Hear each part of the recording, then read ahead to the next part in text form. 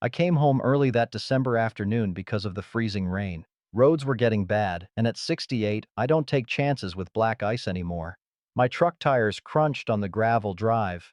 The guest house window glowed warm through the sleet, where Kyle was staying, my wife Rachel's brother's friend. Been there 3 months, just till he gets on his feet. I needed a wrench from the shed, walked past that window, should have kept walking. Through the frosted glass, I saw them, Rachel and Kyle, on the couch my father built. No mistaking what I was seeing. I stood there in my work gloves, breath fogging, sleet soaking through my coat. Couldn't move, couldn't think. That night, Rachel served meatloaf like nothing happened, smiled, asked about my day, hummed while doing dishes. I realized then, I was sleeping next to someone who wanted me gone, but that was before I knew how far they'd already gotten. That morning started like any other. Coffee at 5:30, black, in the chipped mug my father used for 40 years. Rachel was still asleep.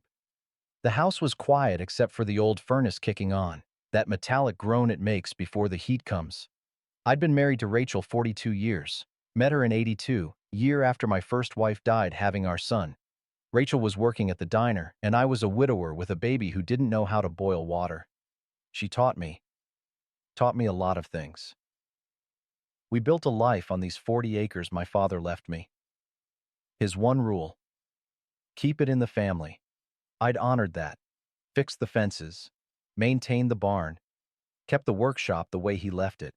Tools hung in the same spots, his smell still faint in the sawdust. That December morning, I was heading to town for fence wire.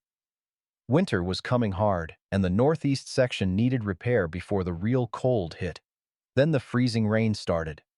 I got to the hardware store, but Earl said the roads were glazing over fast. "Tom, you best get home. This is turning nasty." So I did. The driveway looked different somehow. Kyle's truck parked in the same spot it had been for 3 months, too close to the house, like he owned the place. My younger brother Danny's friend, 34, gym fit, full of that easy confidence young men have before life teaches them otherwise. "Just temporary," Rachel had said when Kyle moved into the guest house. "He's between jobs, and Danny asked if we could help." I said yes because that's what you do for family. Danny's my brother. Kyle needed help. We had the space. I should have asked more questions. I parked and headed for the shed to grab that wrench before I forgot why I'd come back. The sleet was picking up, stinging my face. My bad knee ached, the one I wrecked falling off a ladder 15 years back.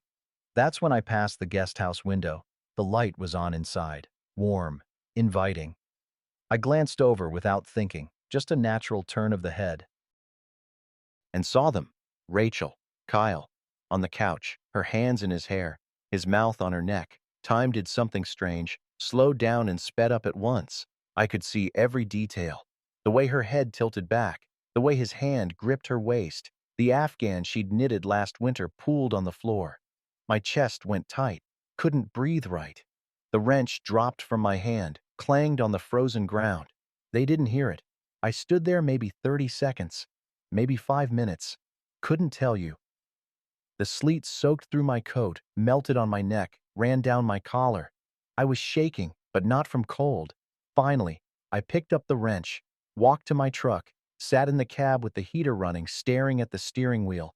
42 years. She'd made meatloaf for dinner last Tuesday, laughed at my joke about the neighbor's rooster, held my hand watching TV Sunday night. Was it all a lie? When did it start? How long had I been the fool?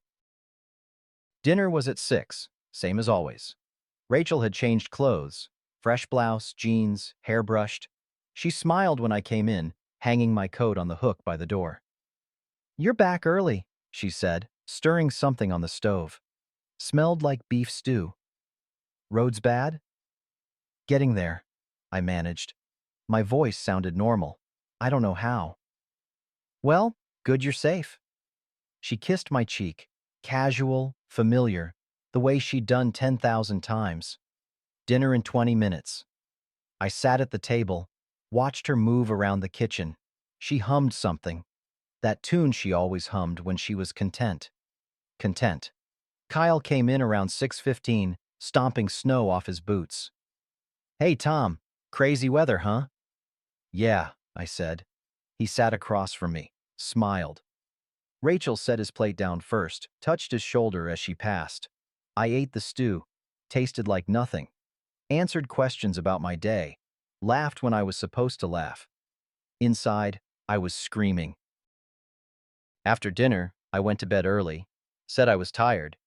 Rachel came up an hour later, slid under the covers, pressed her cold feet against my leg like she'd done for 42 years. Love you, she murmured, already half asleep. I stared at the ceiling, listened to her breathe, or pretend to breathe, and I thought, maybe it was a mistake, a moment of weakness. People slip. 42 years has to mean something. Tomorrow I'd talk to her. We'd fix this. That's what good people do, right? They forgive. They try. God, I was a fool. The ice storm hit mid-January like God's own fist. Started Wednesday evening. Just rain at first, then sleet, then that peculiar freezing rain that coats everything in glass. By Thursday morning, the power was out and the roads were murder. I was trapped in my own house with Rachel, Kyle, and my brother Danny, who'd showed up Wednesday night to help if things got bad. Things got bad. The temperature dropped to 15 degrees. We huddled around the wood stove in the living room, burning through the seasoned oak I'd stacked last fall. The propane furnace was useless without electricity, and the house creaked and groaned like a ship in a storm. Danny'd brought cards. We played gin rummy by candlelight that first night, the four of us sitting around the kitchen table like some twisted Norman Rockwell painting. Rachel made sandwiches from the lunch meat that would spoil without the fridge. Kyle told stories about his gym clients, loud, confident stories where he was always the hero. I watched them, really watched. The way Rachel's eyes flicked to Kyle when she laughed. The way Danny shifted in his seat when certain topics came up. Money, the farm, my health. The way Kyle's hand brushed Rachel's when he dealt cards, casual as breathing. I played the confused old man, forgot whose turn it was, asked Danny to repeat the rules, let them think the cold and dark were getting to me. They relaxed. Friday morning, the power still out. I said I was looking for batteries. Flashlight was dying. Check my desk, Rachel said, stirring oatmeal on the camping stove. Top drawer, I think. I went to her office, the spare bedroom she'd claimed years ago for her church committee work and book club planning. Opened the top drawer. Batteries weren't there, but papers were. Legal papers. Thick stack, fancy letterhead. Hanson Associates, attorneys at law. I pulled them out with shaking hands. The candlelight made reading hard, but I managed. Power of attorney, financial and medical. My name at the top. Rachel's name as attorney in fact. Pages and pages of whereas and hereby clauses. Lines for signatures at the bottom. Unsigned. But they weren't blank.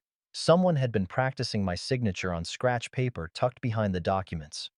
Rachel's handwriting, I knew it anywhere. Loops and curves trying to match my scrawl. 15 attempts, each one getting closer. My chest tightened. I flipped through more pages. Another document. Petition for conservatorship based on diminished capacity. Checkboxes marked memory loss, confusion, inability to manage finances, danger to self. And at the bottom of the preliminary filing page, a witness signature line, already signed. Danny Mercer, my brother's name, in his own hand. I stood there in that cold bedroom, papers rustling in my shaking hands, and felt something crack inside me. Not just my heart, something deeper. The foundation I'd built my life on. Rachel and Kyle, that was betrayal. But Danny, my own blood. I photographed every page with my phone. Still had some battery left, thank God. Carefully returned everything to the exact position I'd found it. Closed the drawer. Took a breath that hurt going in. In the mudroom, grabbing my coat to check the generator, I saw Danny's jacket hanging on the hook. Heavy canvas, worn at the elbows. Something made me check the pockets. A receipt, crumpled, coffee-stained. Thunder Bay Casino Resort. Date, September 14th. Transaction, cash advance $2,000. Total losses posted, $8,200. I stared at that number. $8,200. Danny's a machinist, good job, but not that good. His wife Linda keeps their books tight as a drum. She'd never allow that kind of loss. Unless she didn't know. I put the receipt back exactly where I'd found it. Another photograph first. evidence building like snow in a drift. That second night, Friday, we ran low on firewood. Danny and I went out to the woodshed together, icy wind cutting through our coats. Hell of a storm, Danny said, loading logs into the carrier. Yeah. You holding up okay, Tom?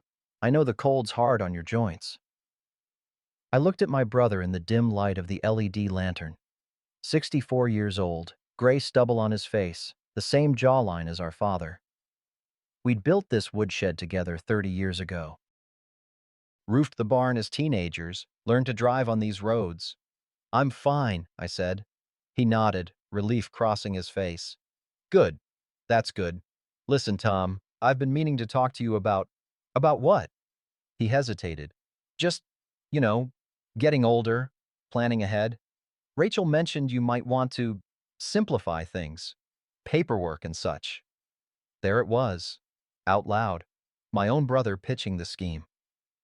We can talk about it later, I said, when the power's back. Sure, sure. No rush. But his eyes said otherwise. We carried the wood back inside. Rachel had made instant coffee on the camping stove, weak and bitter. We drank it anyway. I sat in my father's old chair, watching the three of them talk. Rachel animated, telling some story about the church fundraiser coming up in December. Kyle laughing, that easy charm. Danny nodding along, glancing at me every few minutes, checking if I suspected. I didn't let my face show a damn thing. Saturday afternoon, the third day, the temperature rose just enough for the ice to start cracking. Loud reports like gunshots, branches falling, the world breaking apart. Margot, my neighbor to the east, the widow who'd waved to me 1,000 times over her fence. I could see smoke from her chimney across the field, half a mile away. Might as well have been Mars. No way to cross that glazed earth without breaking my neck. I was alone, trapped with my enemies. No proof I could use, just photographs on a phone with 20% battery and no way to charge it. A tape recorder I'd bought last week sitting useless in the workshop. Battery's dead. If I confronted them now, they'd accelerate everything. Say I was having an episode, confused from the cold and stress. Maybe get Dr. Morrison over here on an emergency call, have me sedated for my own good. If I waited, said nothing, they'd have me sign those papers as soon as the power came back. Danny's signature already on file. A Rachel's practiced forgery ready. A few witnesses from church, people who trusted her, and it'd be done. Either way, I was checkmated. That night, I lay in bed next to Rachel, listening to her breathe in the dark, listening to the ice crack outside, listening to my own heart hammer against my ribs. 40 acres. My father's voice. Keep it in the family. Which family? The wife who wanted me erased? The brother who'd sold me out for 30 pieces of silver? Or 8,000 in casino debts? The storm finally broke Sunday morning. Roads cleared by noon. They all left. Kyle to town, Rachel to check on church friends, Danny back to his place. I sat alone in the silent house, those papers photographed and returned to her desk exactly as I'd found them.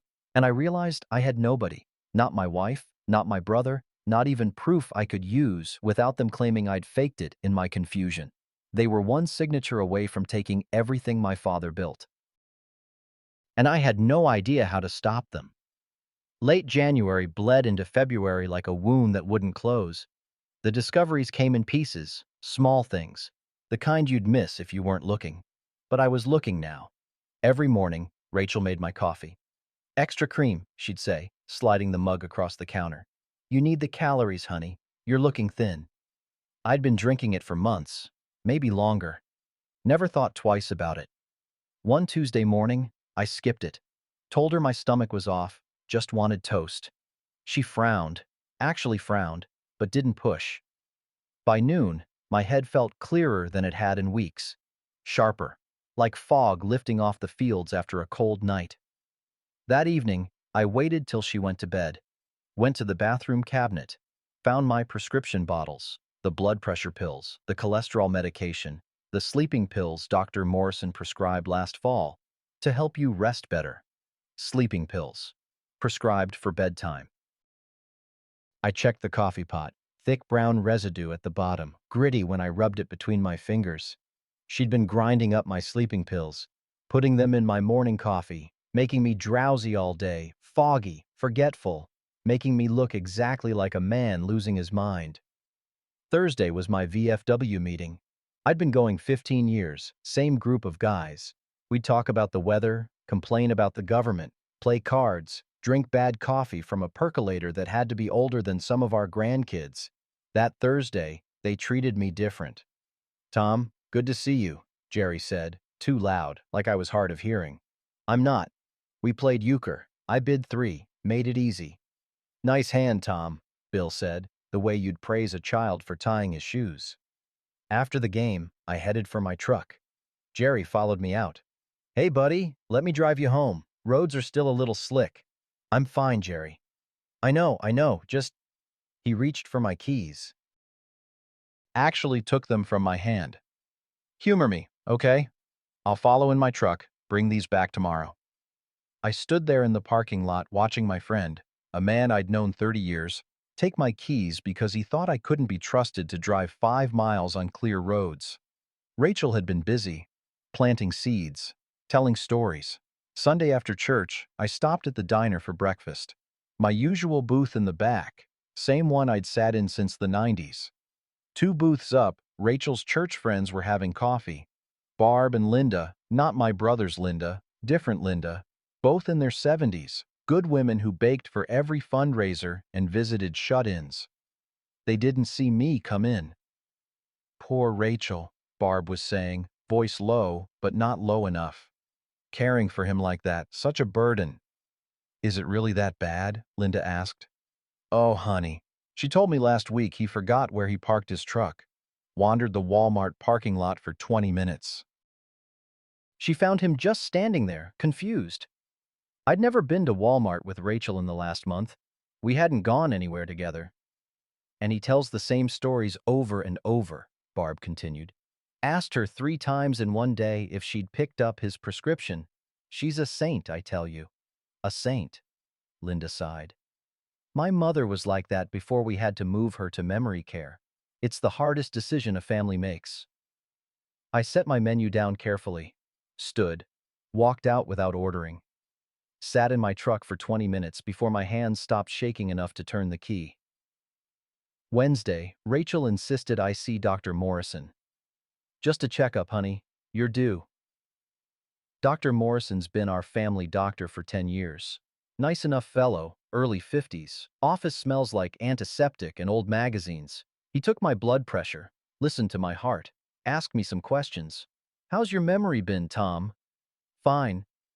Rachel mentioned you've been having some confusion." "Forgetting things?" I looked at him. He had Rachel's paperwork on his clipboard. I could see her handwriting on the intake form, notes about recent incidents and concerns. "I'm fine," I said again. He nodded, that understanding nod doctors give when they don't believe you. "I'm going to prescribe something. Vitamins, really. Memory support. Lots of men your age benefit from them." He wrote the prescription, handed it to me. I looked at the paper, pills I'd never heard of, to be taken daily. For cognitive support and mental clarity. "These'll help," Dr. Morrison said, patting my shoulder. "And Tom, if things get harder to manage, finances, daily tasks, there's no shame in asking for help. Rachel's willing to help. It's what spouses do." I took the prescription, thanked him, walked out, never filled it. 2 weeks later, my grandson Marcus called from his base in Germany. 24 Army sergeant, career military, but wants to learn farming when he retires. My boy, my legacy. "Hey, Grandpa. How you doing?" "Good, son. How's the Army treating you?" "Can't complain." "Hey, listen, I wanted to ask. Grandma said you guys are thinking about selling the farm. For a care facility?" Everything stopped. "She said what?" "Yeah, she called last week. Said you're having trouble managing the property, and she's looking at some nice places where you'd have help. Assisted living, she called it. Said it's got activities and everything." My throat closed. "Marcus, I'm not— I get it if you need to, Grandpa. You're not young anymore. But I just wanted you to know, when I get out in a few years, I'd love to come home. Learn the land like you taught me. If it's still, you know, in the family. It will be, I managed. I promise you, son, it will be. After we hung up, I sat in my truck in the driveway. It was snowing again, light flakes drifting past the windshield. She'd already told my grandson the farm was being sold. Already planted that story with my own blood. They weren't planning anymore. They were executing. That night, late, everyone asleep, I went to the garage, started my truck, let it idle, closed the garage door, sat there in the cab, hands on the steering wheel, engine rumbling. Carbon monoxide's supposed to be easy. Just drift off. They'd call it an accident. Confused old man, started his truck to warm it up. Forgot he was in a closed garage. So sad, so predictable. Rachel would cry at the funeral. Get the farm. Kyle would disappear with his cut. Danny would drink himself through the guilt, if he felt any at all. And nobody would ever know the truth. The exhaust smell started seeping in, sweet and poisonous. My phone buzzed. Text from Marcus. Can't wait to learn the farm, Grandpa. Counting the days. I stared at those words. Read them 3 times. Then I turned off the truck, opened the garage door, walked inside. Cold air hit my lungs, clean and sharp and painful. Sometimes you don't live for yourself. Sometimes you live because someone's counting on you, because a promise matters more than peace. I sat at the kitchen table in the dark, and I understood my situation with perfect clarity. If I confronted them, they'd say I was paranoid, delusional, speed up the conservatorship. If I went to the sheriff, I had no proof except my word against theirs, and everyone thought I was losing it. If I did nothing, I'd sign those papers, willingly or not, and lose everything. I was trapped, alone, out of options. And they knew it.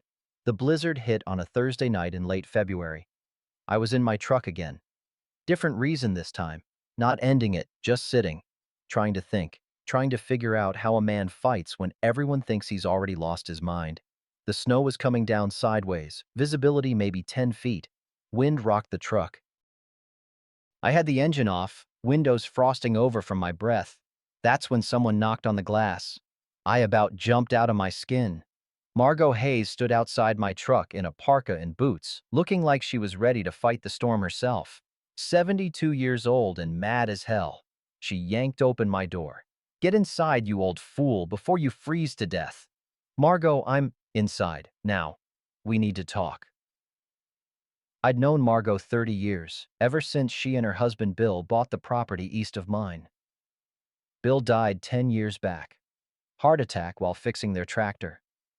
Margot found him face down in the dirt, wrench still in his hand. She sold off most of the acreage after that, kept just the house and 5 acres. We'd wave over the fence, chat about weather, swap garden vegetables in summer. I'd never been inside her kitchen. It was warm, smelled like coffee and cinnamon. She pointed at a chair. Sit. I sat. She poured 2 mugs of coffee, set one in front of me, took the chair across, then she slid a shoebox across the table. Open it. Inside were Polaroid photographs, dozens of them. Each one had a date and time written on the white border in neat handwriting. Kyle's truck in my driveway. 11:47 a.m., Thursday, January 12th. A shadow in the guest house window, 2 figures close. 2:23 p.m., Tuesday, January 17th. Rachel and Kyle at the county assessor's office downtown. 10:15 a.m., Wednesday, February 1st. Kyle carrying a box from my house to his truck. 9:30 a.m., Friday, February 10th. More 20-30 photos. A timeline of betrayal, documented in instant film. How long have you been? Since December, Margot said. I saw Kyle's truck here on a Thursday morning. You're always at your VFW meeting Thursdays. Made me wonder. She took a sip of coffee. My husband was a private investigator before he retired. 25 years. He taught me things. How to watch without being seen. How to document. How to build a case that'll stand up. Margot, why didn't you tell you sooner? She set her mug down hard. Because I needed to be sure. And because I know what you're going through, Tom. I know exactly what you're going through. She told me then. About 5 years ago, her nephew, Bill's sister's boy, came to visit. Said he wanted to help Margot manage the property, since she was alone, sweet as pie, helpful, trustworthy. Slowly, he started taking over. Bills, bank accounts, property taxes. Told everyone Margot was slipping, couldn't handle things anymore, got her to sign papers she didn't understand. By the time she realized what was happening, he'd transferred most of her assets to himself. Said it was for her own good, that she'd agreed to it. The town believed him. She was just a grieving widow, confused, unstable. She lost almost everything. Kept the house only because Bill had put it in an irrevocable trust she couldn't touch. I had no proof, Margot said, her voice hard. No documentation, no witnesses who'd back me up. Everyone thought I was a bitter old woman making accusations. She tapped the shoebox. You're not going to make my mistake. We're going to document everything, record every conversation, build a case so solid they can't worm out of it. They've already. I know what they've done. The coffee, the stories, the doctor. That's gaslighting, Tom. That's elder abuse. And it's illegal as hell. Her eyes were fierce. But we do this smart. We don't react. We play their game better than they do. She slid a small tape recorder across the table, the kind journalists used to use before smartphones. Keep this in your shirt pocket. Record everything. You need them in their own words, Tom. Conspiracy to commit fraud. That's what we're building. I picked up the recorder, held it in my hands like it was something holy. For the first time in weeks, I felt something other than despair.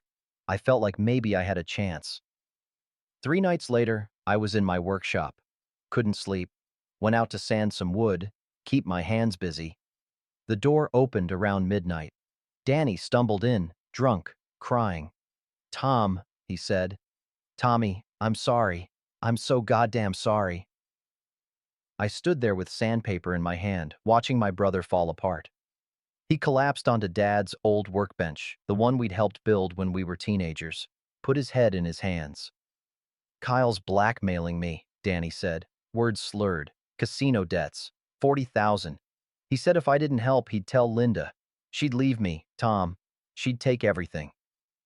The workshop smelled like sawdust and machine oil, and underneath that, the faint scent of Dad's pipe tobacco. 20 years gone, and you could still smell it in the wood. So you helped him steal from me, I said quietly. I just signed one paper, as a witness. He said it was just to scare you into taking better care of yourself. I didn't know about the rest. Not till the ice storm, when I saw the other papers. When I heard Kyle on the phone talking about having you declared incompetent. Danny looked up at me. His face was a mess. Tears, snot, 50 years of being the little brother who never measured up. I'm not like him, Tommy. I'm not. I made a mistake. I'm weak and I'm stupid, but I'm not. I'm not him. I could have hit him. Part of me wanted to. Instead, I went to the shelf where Dad kept his whiskey. Still there, dusty bottle, probably vinegar by now. I poured 2 glasses, handed one to Danny. We drank in silence. I need your help, I finally said. I need to know what they're planning. When, where, everything. Danny wiped his face, nodded. The Christmas fundraiser, 3rd Saturday of December. They're going to make a scene. Have you signed papers in front of witnesses? Make it look like you're willing, like you understand. Dr. Morrison's going to be there. Pastor Jim, probably. Lots of people. How long have you known this? Kyle told me last week. Tom, I'll testify. I'll tell everyone what he did, what I did. I don't care if Linda leaves. I don't care about any of it. I just want to help you fix this. I looked at my brother, really looked at him. Saw the scared kid who always lived in my shadow, who gambled because he felt small, who made a mistake because he was cornered. Not evil, just weak. Okay, I said. We finished the whiskey. Didn't say much else. Didn't need to. When he left, I locked the workshop door and stood there in the dark, smelling the sawdust and the ghost of our father. I had Margot. I had Danny. I had evidence building and time to build more. I wasn't alone anymore, and that changed everything. March came in cold, but the days were getting longer. Snow melted off the barn roof in the afternoons, froze again at night. The kind of weather that makes you believe winter might actually end. I started wearing the tape recorder every day. Shirt pocket, under my flannel. Margot had shown me how to turn it on without looking. Just reach up like I was scratching my chest, press the button through the fabric.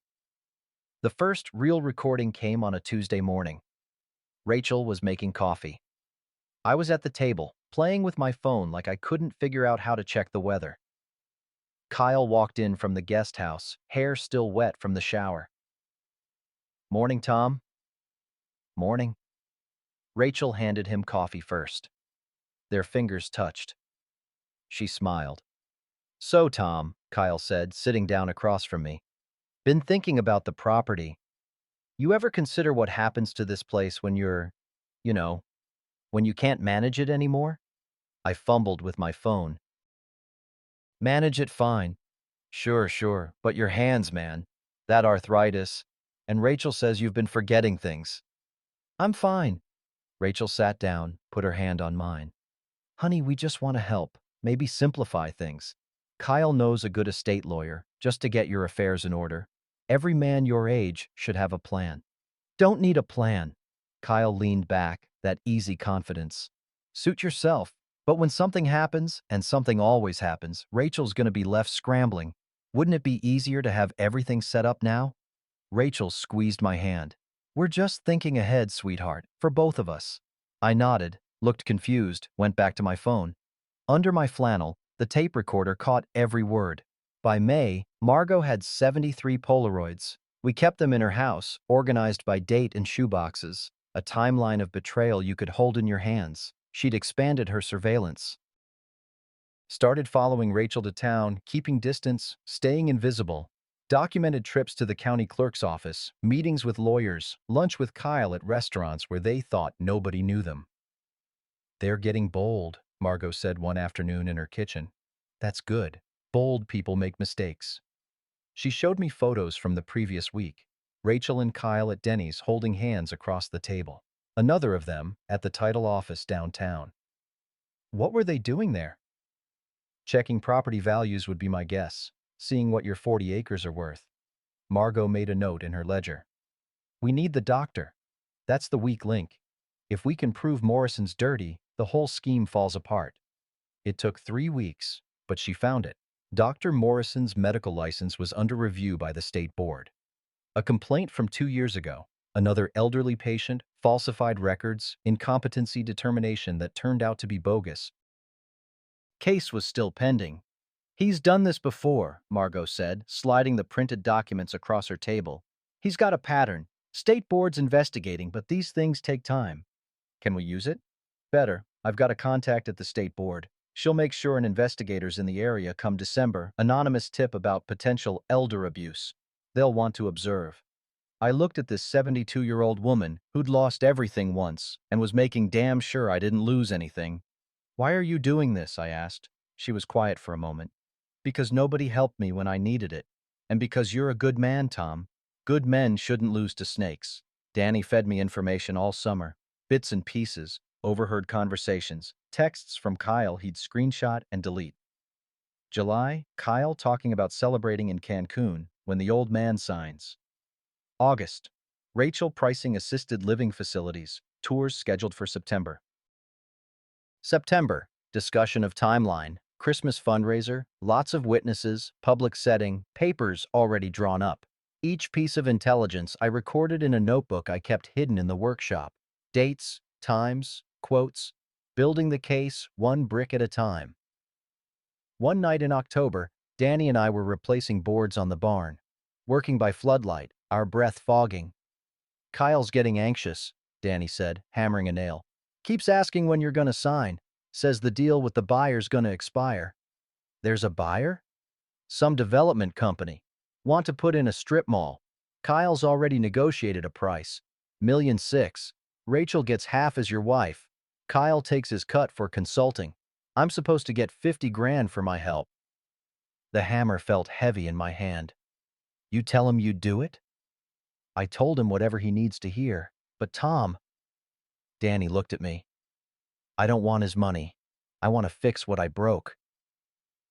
We finished the board in silence. November, the trap was nearly set. I'd recorded 23 conversations.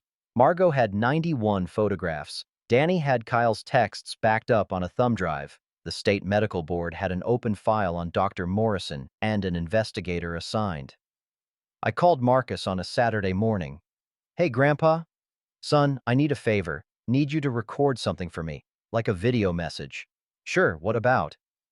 "Just tell me what your grandmother said about the farm. About me. Everything she told you." There was a pause. "Is everything okay?" "It will be. Trust me." He recorded it. 3 minutes of my grandson in his army uniform explaining how Grandma Rachel told him I was sick, confused, couldn't manage anymore, how the farm was being sold for my care, how she said it was for the best. Every word calm, factual, devastating. I saved that video like it was gold. First week of December, everything converged. Sheriff Wade confirmed he'd attend the fundraiser. "Always do, Tom. Support the church." The county clerk said the same. "Wouldn't miss it." Pastor Jim came to see me on a Wednesday, sat in my kitchen, coffee between us. "Tom, I need to tell you something. Rachel asked me to witness your signature at the fundraiser, said you're signing over property management to her, for your own good. She wants a man of God there for credibility." I looked at him. "What'd you say?" "I said I'd be there." He held my eyes. "But I didn't say what I'd be witnessing." I understood. Jim was on my side. One more piece in place. Margot called that night. State investigators confirmed she'll be at the church, undercover. Rachel doesn't know. Danny texted. "Kyle says it's happening Saturday. He's excited, thinks he's won." I stood in my workshop, surrounded by my father's tools, and felt something settle in my chest. Not quite peace, more like readiness. The chessboard was set. Every piece where it needed to be. 1 week away, third Saturday of December, they thought they were springing their trap. They had no idea they were walking into mine. The final week felt like holding your breath underwater.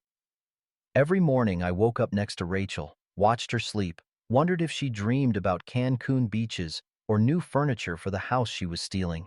Wondered if she felt anything at all when she looked at me. 42 years. You think you know someone? Monday morning, she made my coffee extra sweet. "You seem tired, honey. Maybe you should rest today. Skip your errands." "Got things to do," I said. She frowned, just a flicker, then smiled. "Well, don't overdo it. We want you feeling good for Saturday. Big day at the church." "What's Saturday?" Her smile got wider, sweeter, poisonous. "The fundraiser, remember? We talked about it. You're going to help me with something special." "Oh, right." I shuffled out to my truck, playing the part.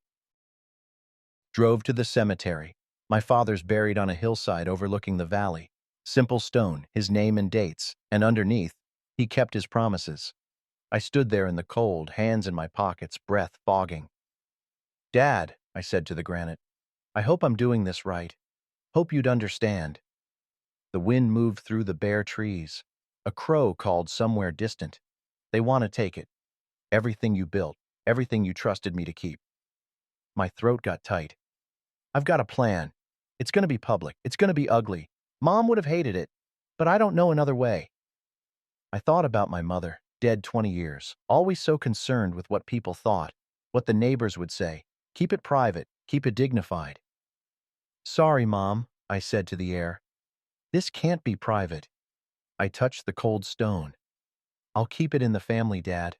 I promise." Tuesday, I went to the diner for lunch. Sal's place. Been there since the 70s. Red vinyl booths, checkered floor, coffee that could strip paint. Kyle was there with some of his gym buddies. Saw me come in. "Hey, Tom," he called out, loud enough for everyone to hear. "You forget where you live again?" His buddies laughed. I shuffled to the counter, ordered coffee. Kyle came up, clapped me on the shoulder. "I'm just kidding, old-timer. No hard feelings, right?" "No feelings," I said. More laughs. Kyle went back to his table, storytelling voice. "I swear, last week he asked me 3 times if I'd seen his truck keys. They were in his hand." The whole diner heard it. Some people looked uncomfortable. Some nodded knowingly. Poor old Tom, losing it. I drank my coffee. Tasted like victory coming. Wednesday night, Kyle was on his phone in the guest house, window open despite the cold, talking loud, confident.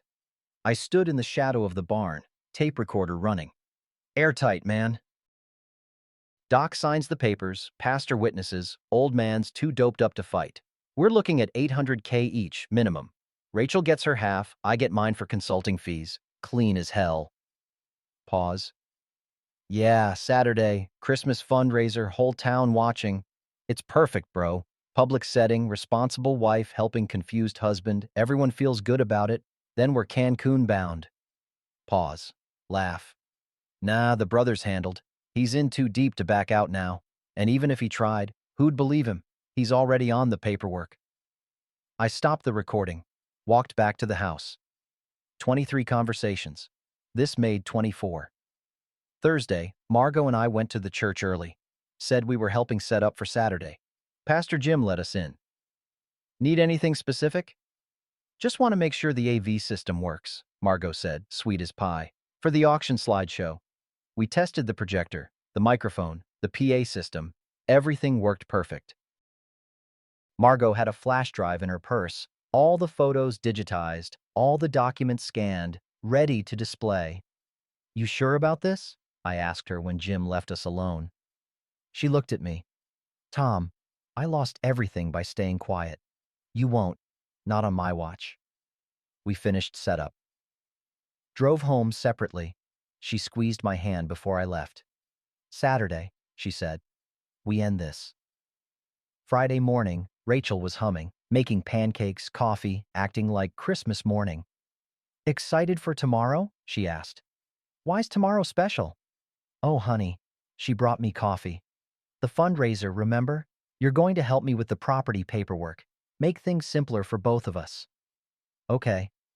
Dr. Morrison will be there. He'll explain everything, and Pastor Jim's going to help. Lots of friends around. It'll be nice. Easy. She kissed the top of my head. I'm proud of you for being so practical. I drank the coffee, let it sit in my mouth. Spit it in the sink when she wasn't looking. No more drugs. Not today. I needed a clear head. Friday night, I couldn't sleep. Went out to the workshop around midnight. Turned on the space heater, sat in Dad's chair, surrounded by his tools. Thought about backing out. Just letting it happen. Signing the papers, going to some facility, fading away quiet and dignified. Nobody'd call me bitter. Nobody'd call me vengeful. I'd just be poor old Tom who couldn't manage anymore. But then what? Kyle gets away with it. Rachel gets away with it. Dr. Morrison keeps doing it to other families. And Marcus comes home to find his legacy sold for a strip mall. No, some things you can't let slide. Some fights you take because if you don't, you're not the man your father raised. I ran my hand over Dad's workbench. Felt the grain of the wood, worn smooth by decades of use. See you tomorrow, I said to the empty room. Saturday morning, I woke at 4. Showered, shaved. Put on my good shirt, the blue one Rachel bought me for our anniversary 3 years back. Pressed pants, clean boots. Rachel woke up, saw me dressing. My, don't you look handsome? Want to look nice? That's my Tom. She was already dressed, pearls on, hair perfect, ready for her performance. We had breakfast. She made eggs. I ate them. The last meal in this house as her husband. At 9, Margot texted, "At the church, everything ready." At 9:30, Danny texted, "Kyle's on his way, says it's payday." At 10, Marcus called, "Video's ready when you need it, Grandpa. Standing by." At 10:15, Sheriff Wade texted, "See you at noon." Rachel checked her purse. The papers were there, I saw them. Unsigned, waiting. "Ready, honey?" she asked. I looked at her. Really looked. Tried to find the woman I married 42 years ago. She wasn't there. Maybe she never was. "Ready," I said. We drove to the church through fresh snow. Third Saturday of December. Christmas wreaths on every door, lights twinkling, carols playing inside. Everyone was there. Everyone was about to see. The Lutheran church smelled like pine and cinnamon. Wreaths on every pew end, White lights strung across the rafters, the altar decorated with poinsettias, looked like a Christmas card. The social hall was packed, 150 people. Bake sale tables lined one wall, cookies, pies, those little frosted sugar cookies shaped like angels. The auction items were displayed on the stage: quilts, gift baskets, a chainsaw somebody donated, framed photos of the valley. Normal, wholesome, small-town America doing what it does every December. Rachel worked the room like a politician, hugging church ladies, complimenting sweaters, laughing at jokes. Kyle stayed close, playing the helpful young man, carrying her purse, getting her coffee, all respect and manners. I saw Sheriff Wade by the coffee urn, in uniform. County Clerk Martha sitting third row, going through her program. Pastor Jim at the podium, organizing auction items. And in the back corner, a woman I didn't recognize taking notes. Short gray hair, glasses, fleece jacket. Could have been anybody, but I knew. State Medical Board investigator. Margot had pointed her out when we came in. All the pieces on the board. Danny found me by the cookies table. You okay? Yeah. Kyle thinks you're signing after the auction, during the fellowship time. Says it's perfect. Casual, low pressure, lots of witnesses. I nodded. That's not happening. Danny squeezed my shoulder. Went to stand by the door. The auction started at noon. Pastor Jim ran it, his voice warm and friendly over the PA system. Let's start with this beautiful quilt, ladies, hand-stitched by Doris Keller. Look at that work. Who'll start me at $50? Paddles went up. Bidding happened. The quilt sold for $120. Everyone clapped. More items. In a gift card bundle, a wooden birdhouse. The chainsaw went for $200 to Jerry from the VFW. Normal. Comfortable. The kind of event we'd done every year for decades. Rachel sat next to me, her hand on mine. To anyone watching, we looked like a devoted couple. Married forever, growing old together. Almost done, she whispered. Then we'll take care of the paperwork, nice and easy. Everyone here will see how well you understand. Okay, I said. Kyle was standing near the stage, arms crossed, watching me. Smiled when our eyes met. Victory smile. The auction wrapped up. Pastor Jim thanked everyone, started to announce the fellowship time. I stood up, walked to the stage, took the microphone from Jim's hand. The room went quiet. Folks, I need to say something, I said. My voice came through the speakers clear and steady. Won't take but a few minutes. Rachel's face. I saw it. Confusion first, then alarm.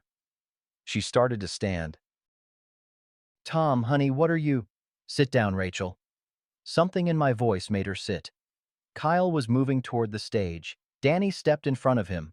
Not aggressive, just there, blocking. I pulled a small device from my pocket. Flash drive Margot had prepared, plugged it into the laptop connected to the PA system. Been married 42 years, I said to the room. That's a long time. Long enough to think you know someone. Long enough to trust completely. I pressed play. Rachel's voice filled the church, crystal clear through the speakers. Another month, and we'll have him declared incompetent. 40 acres, easy $1,500,000. Kyle's got the buyer lined up. We just need the signatures. Kyle's voice. And the brother's solid? He won't back out? Rachel. Danny's in too deep. He's already signed as witness. Besides, Tom trusts him. It's perfect. The room was dead silent. You could hear the furnace running. Kyle's voice continued. Old man's too doped up to fight anyway. You've been doing the coffee thing, right? Rachel's laugh. Every morning, his sleeping pills ground up. He's foggy all day. Perfect confused old man.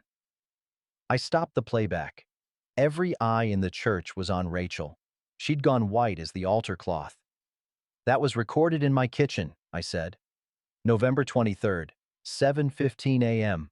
I've got 23 more like it. Kyle was trying to push past Danny. This is bullshit. He faked those recordings. He's confused. Sit down, Kyle. That was Sheriff Wade, hand on his belt, voice carrying authority. Kyle sat. I pulled up the first photo on the projector. It filled the screen above the stage. Kyle's truck in my driveway. Date stamp. Thursday, January 12th, 11:47 a.m. My VFW meeting time. Next photo. Rachel and Kyle at the county assessor's office. February 1st. Next. Bank statements showing Rachel moving money to an account with Kyle's name. Next. The power of attorney documents. Danny's signature as witness. Next. Dr. Morrison's disciplinary file from the state medical board. I let each one sit. Let people see. They've been planning this since at least December, I said. Steal my property by having me declared incompetent. They drugged me, gaslit me, told everyone in town I was losing my mind, built a whole legal case to take everything my father left me. Pastor Jim had his hand over his mouth. Some of the church ladies were crying. Rachel found her voice, stood up. This is, Tom, honey, you're confused. You don't understand what you're seeing. That's why we need to help you. Help me? I looked at her. You've been grinding my sleeping pills into my morning coffee for 6 months. You told my grandson I was being moved to assisted living. You forged practice signatures of my name. I pulled the notebook from my coat pocket, the one where I documented everything.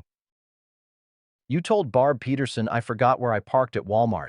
Never happened. You told Linda Davis I asked about my prescription 3 times in one day. Never happened.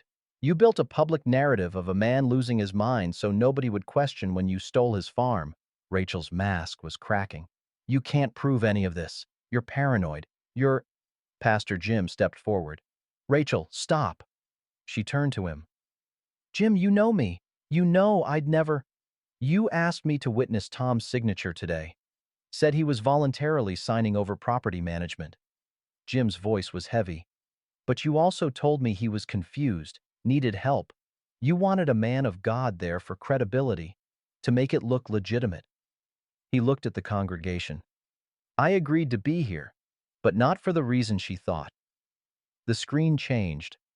Marcus appeared, my grandson in his army uniform, sitting at a desk on his base in Germany. His recorded message played through the speakers. My name is Sergeant Marcus Hayden. Thomas Mercer is my grandfather. In August, my grandmother Rachel called me. She said Grandpa was sick, having memory problems, that they were selling the farm to pay for his care. She asked me not to mention it to him because it would upset him. She said it was all arranged, for his own good. Marcus's face was serious, hurt showing through. My grandfather called me in October, asked me to record this. I didn't understand why until he explained everything. Grandma lied to me, used me to isolate him, made me think I was helping when really she was stealing his legacy, our legacy. The video ended. Kyle broke, jumped up, heading for the door. Danny caught him. Not gentle, shoved him back into the pew. You're not leaving, Danny said. Not this time. Rachel tried one more time, voice shaking, tears starting. I was trying to protect you, Tom. You're not well. Everyone can see. Stop. I said it quiet, but it cut through everything. Just stop. I looked at the crowd, all these people I'd known for years, some who'd pitied me, some who'd doubted me, all of them staring. 42 years I gave her, my father's land, my trust, my name. She wanted me erased, wanted to take everything I was supposed to protect and turn it into vacation money.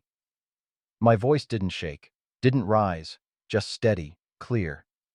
Now everybody knows what she is, what they are. Sheriff Wade stood, walked down the aisle. Kyle Brennan, Rachel Mercer, you're both under arrest for conspiracy to commit fraud, elder exploitation, and forgery. Kyle started cursing, fighting. Wade cuffed him anyway, called for backup on his radio. Rachel just stood there, tears running down her face. Real ones this time, maybe. Hard to say. She looked at me once. Her face was a stranger's face. They led her out through the side door.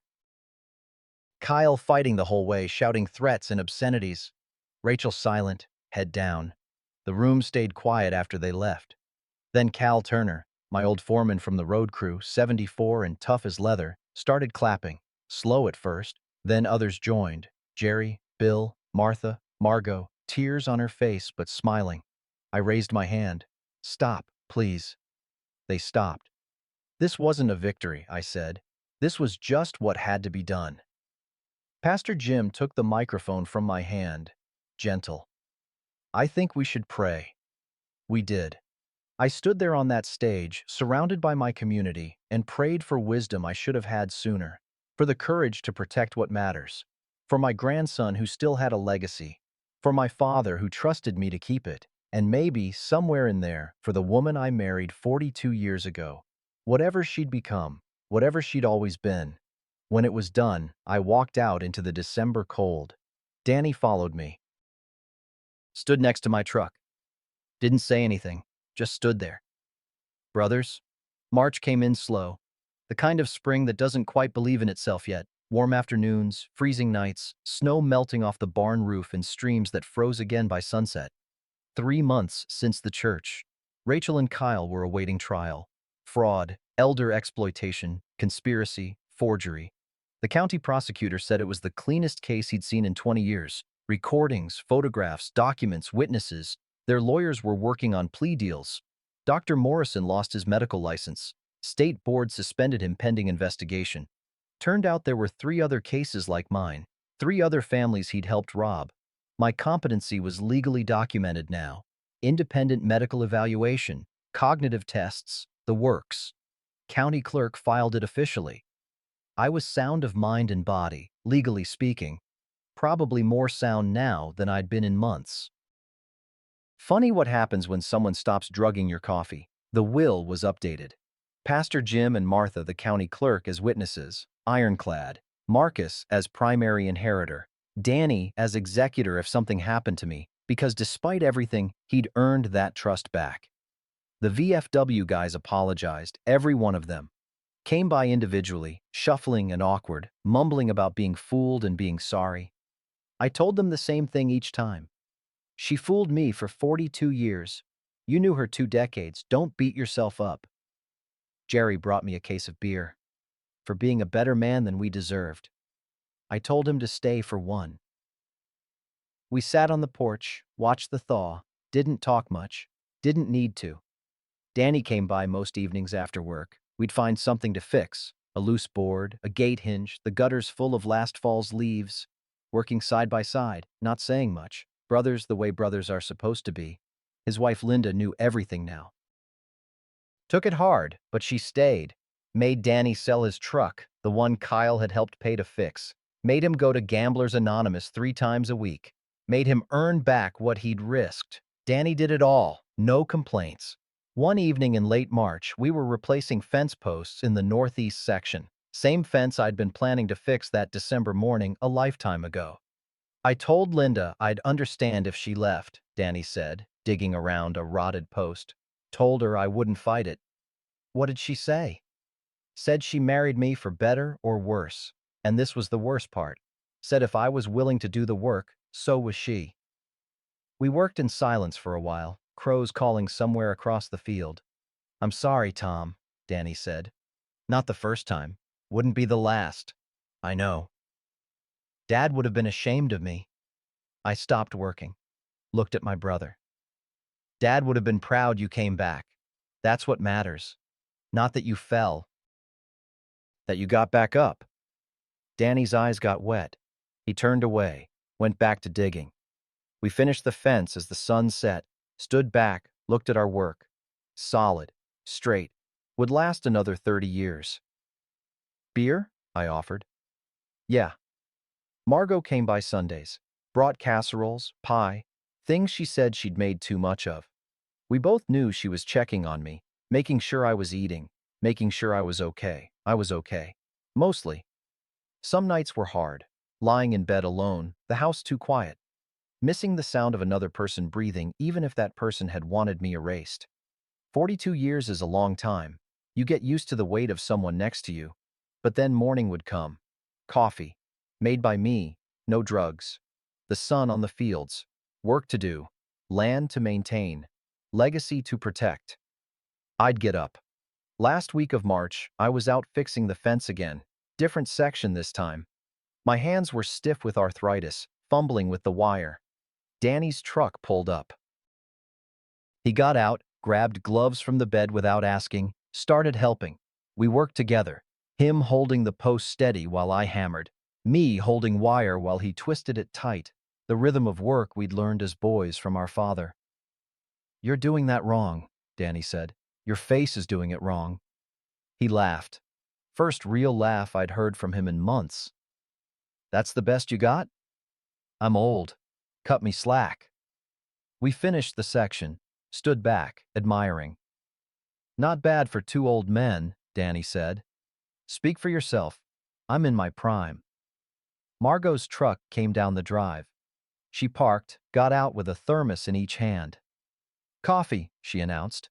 "Real coffee, not that gas station swill you drink." She poured us each a cup in beat-up metal camping mugs. We stood there in the afternoon sun, drinking, watching the snow melt. "Marcus called me yesterday," I said. "He's coming home in April, 2 weeks leave before his next assignment." "That'll be good," Margot said. "Says he wants to learn the farm, really learn it, soil testing, crop rotation, all of it. Says when he retires in a few years, he wants to take over." Danny smiled. "Dad would have liked that. Hayden land, Hayden family, keeping it going." "Yeah," I said. "He would have." My phone buzzed. Text from Marcus. "Booked my flight, April 12th. Can't wait to see the place, Grandpa. Can't wait to learn from you." I showed it to Danny and Margot. "Legacy secured," Margot said softly. We stood there a while longer. Three people who'd fought a war together, who'd won, who were still standing. The sun was getting low, temperature dropping. Spring wasn't here yet, not really, but you could feel it coming. "I should get back," Margot said. "Book club tonight." "You joined book club?" I asked. "Rejoined. First time in 5 years. Figured it was time to stop being so damned isolated." After she left, Danny and I packed up the tools, loaded them in the truck bed. "See you tomorrow?" he asked. "Got that section by the road needs attention. I'll bring lunch." He drove off. I stood there alone in the driveway looking at the land. 40 acres. My father's voice in the wind. "Keep it in the family." It cost me a marriage, cost me trust I'd never fully get back, cost me some nights of peace. But the land was still here, still mine, still going to Marcus. Some things are worth the cost. I walked to the porch, sat in my father's chair, picked up his old coffee cup, the chipped one I'd used that December morning a lifetime ago. Still had coffee in it. Cold now, but I sipped it anyway. Tasted like home, tasted like victory, tasted like I'd kept my promise. That afternoon, alone on the porch with my father's old coffee cup, I watched the snow melt off the barn roof, heard the first robin of spring, distant sound, hopeful. My hands ached. Arthritis worse this year. But they were my hands, my porch, my land. I'd protected it. People ask me sometimes, was it worth it? Losing a wife, 42 years of marriage, the public shame of it all. I tell them I didn't lose a wife. I exposed a thief. There's a difference. What I lost was an illusion. The belief that loyalty automatically earns loyalty, that trust given is trust deserved, that time spent together means anything if the hearts were never truly aligned. Hard lessons for an old man. But I learned something else too, about the people who matter. Margot, who'd lost everything and still fought for me. Danny, who fell down and got back up. Marcus, who reminded me what legacy actually means, not land ownership, but values passed down, community earned, not assumed. My father used to say, "A man's measured by what he protects, not what he owns." I understand that now in ways I didn't before. The sun was setting, painting the snow orange and pink. Beautiful. The kind of evening that makes you grateful just to be here, just to see it. I was alone, but I wasn't lonely. There's a difference. One's circumstance, the other's a choice. I'd chosen to stand when standing cost everything. My father would have understood. Maybe that's inheritance enough. The fence could wait till tomorrow. Danny'd help. We'd fix it together, the way brothers should. Tonight, I just wanted to watch the day end and know I'd lived it on my own terms. I raised my coffee cup slightly, small toast to survival, to dignity, to promises kept. Steam rose in the cold air, mixing with my breath. Still here, still standing, still home. That's enough.